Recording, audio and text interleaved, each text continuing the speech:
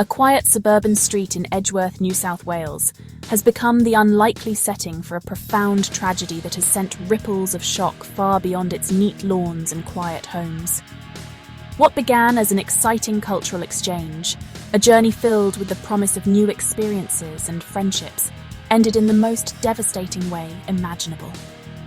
A 14-year-old girl, who had travelled all the way from China with dreams of learning and discovery, lost her life.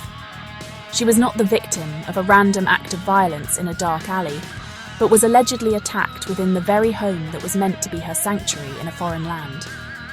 This single, heartbreaking event has shattered the sense of safety that underpins these international programs.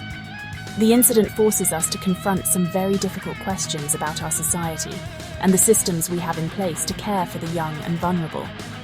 How can something so terrible happen under the watchful eye of a host family? These programs are built on a foundation of trust, the trust of parents sending their children across the world, and the trust of students who believe they are entering a safe and nurturing environment. The alleged involvement of another young exchange student, her own housemate, adds a layer of complexity and sorrow that is almost too difficult to comprehend. It turns a story of youthful adventure into a narrative of violence and loss that leaves everyone involved searching for answers. This was meant to be a short 3-week trip, a brief but enriching chapter in the lives of 2 young students.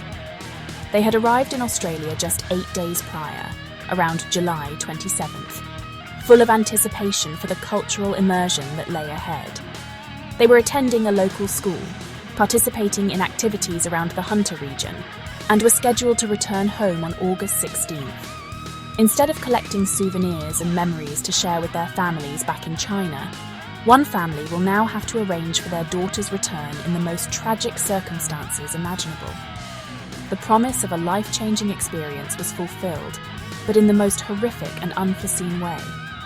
The very idea of a cultural exchange is to build bridges between nations, to foster understanding and goodwill through personal connection. It is an act of optimism, a belief in the shared humanity that connects us all, regardless of geography or background. But when that optimism is met with such brutal finality, it leaves a deep and lasting scar.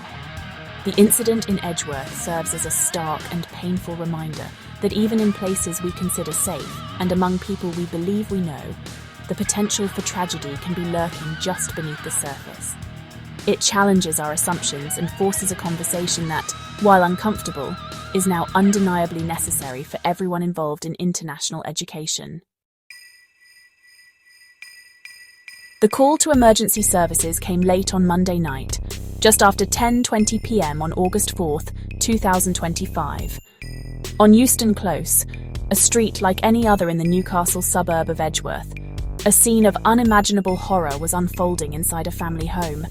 Paramedics and police arrived to find a 14-year-old girl in her bedroom, suffering from a single, critical stab wound to her torso. The host family, a couple in their 50s, had reportedly been alerted by a commotion after everyone had already gone to bed for the night.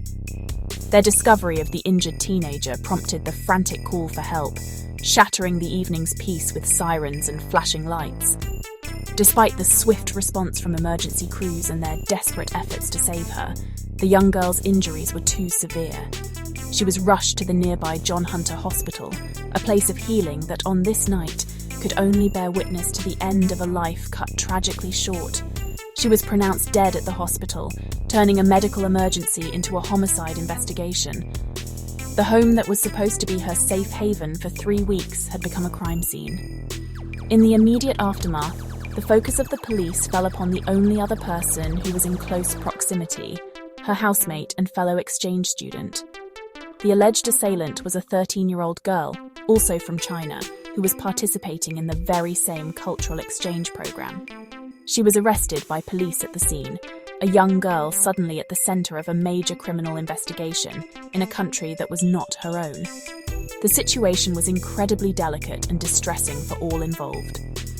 On Tuesday, August 5th, after a day of questioning, she was formally charged with murder.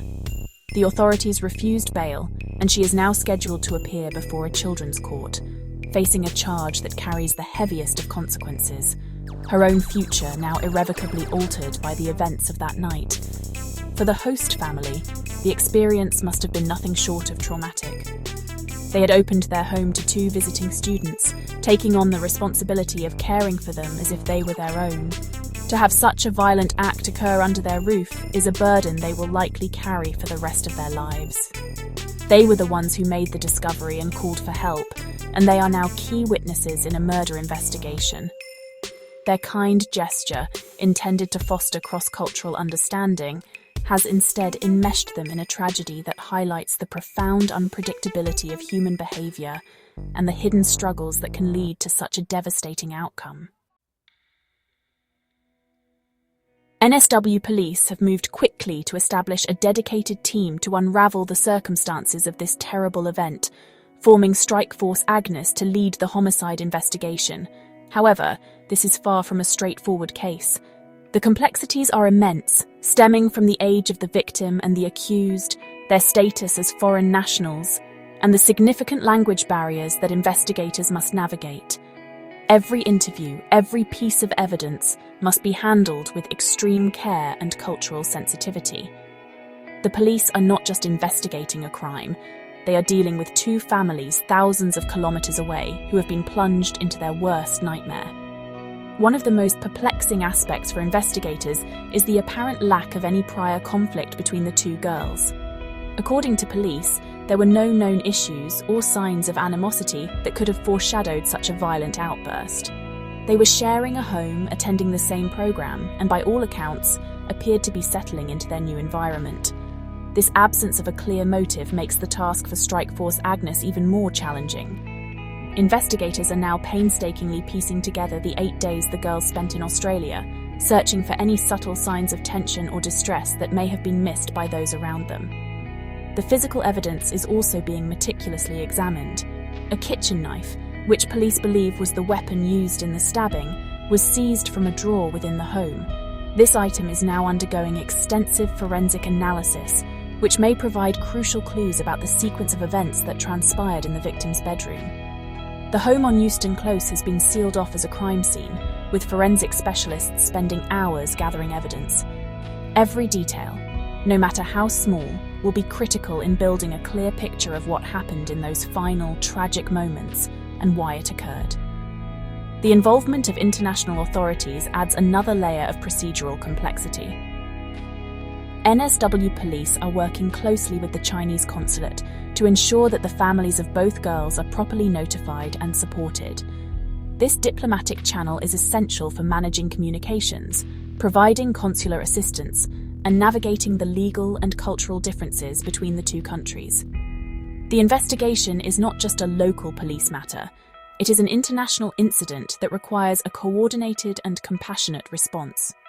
The welfare of the accused 13-year-old, now alone in a foreign justice system, is also a significant consideration for all agencies involved. The tragic death of a young visitor has left the Edgeworth community and the wider network of international educators in a state of shock and deep sorrow. This incident has ripped open a conversation about fundamental responsibilities and unforeseen risks. It raises urgent questions about youth violence, a troubling issue that seems to be increasingly visible. How does a dispute between 2 young teenagers, barely in their adolescence, escalate to such a fatal conclusion? This question hangs heavy in the air, prompting a broader examination of the social and emotional pressures facing young people today, whether they are at home or abroad. Furthermore, the incident places the duty of care provided by exchange programs directly under the microscope. Families who send their children overseas do so with the expectation of stringent vetting processes and robust support systems. This tragedy forces program facilitators, schools, and host families to re-evaluate their protocols. Are the mental health and well-being checks for students sufficient? How can hosts be better trained to recognize subtle signs of distress or conflict, especially when cultural and language differences may mask the true nature of a problem? The trust that is so essential to these programs has been shaken, and rebuilding it will require transparency and a commitment to enhanced safeguards. For the families and schools that participate in these exchanges, this story is a chilling wake-up call. It transforms a distant, abstract risk into a tangible and terrifying reality. Parents considering such an opportunity for their own children will now undoubtedly have new and pressing concerns. They will want to know exactly what measures are in place to ensure not only physical safety from external threats, but also emotional well-being and conflict resolution within the host environment itself. The appeal of cultural immersion must now be balanced against a heightened awareness of the potential for interpersonal conflicts to spiral out of control with devastating consequences. Ultimately, this single tragic event in a quiet NSW suburb has become a critical talking point for a global community. It underscores the profound vulnerability of young students who are far from their familiar support networks of family and friends. The path forward requires more than just mourning.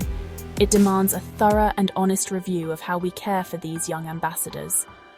The memory of the 14-year-old girl who came to Australia with so much promise now serves as a solemn impetus for change, ensuring that future programs are safer, more supportive, and better prepared to handle the complex emotional lives of the students they serve.